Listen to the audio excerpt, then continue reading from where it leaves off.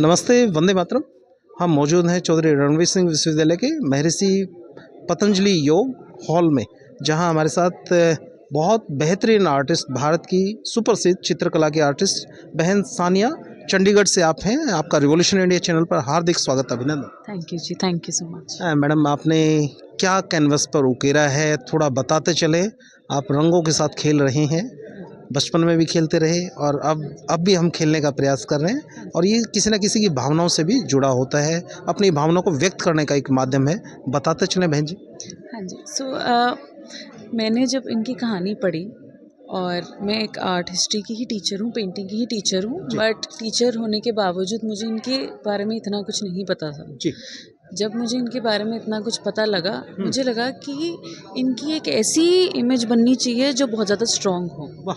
उनकी जो इमेज हम अभी तक देखते हैं, जब हम सर्च करते हैं, तो वो बहुत शांत स्वभाव की लगती हैं, जो थी शांत स्वभाव की, बट मेरे अकॉर्डिंग वो एक रानी थी, वो एक वॉरियर थी। जी जी। उनका पद झांसी की रानी की तरह ही उतना हाई होना चाहिए, और मैं चाहती थी मैं उनको उस वॉरियर रूप में दिखा पाऊँ। जी।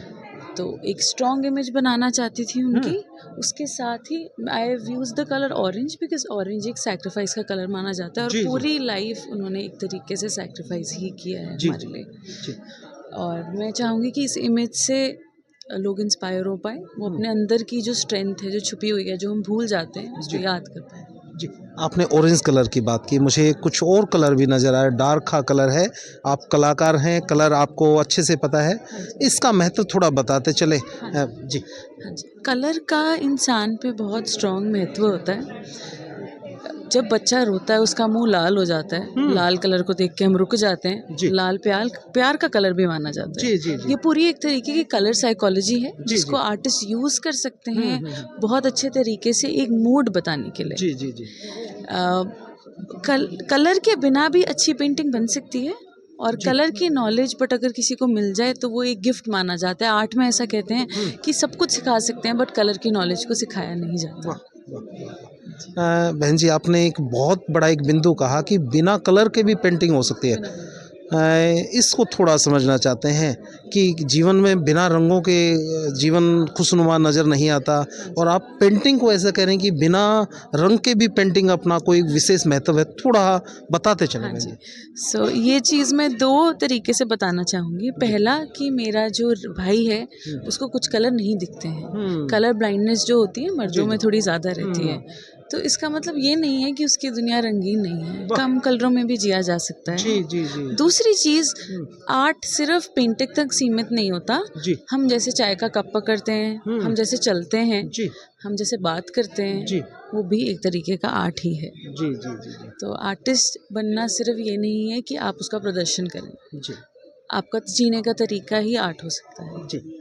बहन जी, आप चंडीगढ़ जैसे देश के सबसे खूबसूरत इलाके से आप आई हैं, और आप जींद में मौजूद हैं। मतलब इस कला को प्रसारित करने के उद्देश्य से आप लगे हुए हैं। आप टीचर भी हैं पेंटिंग के।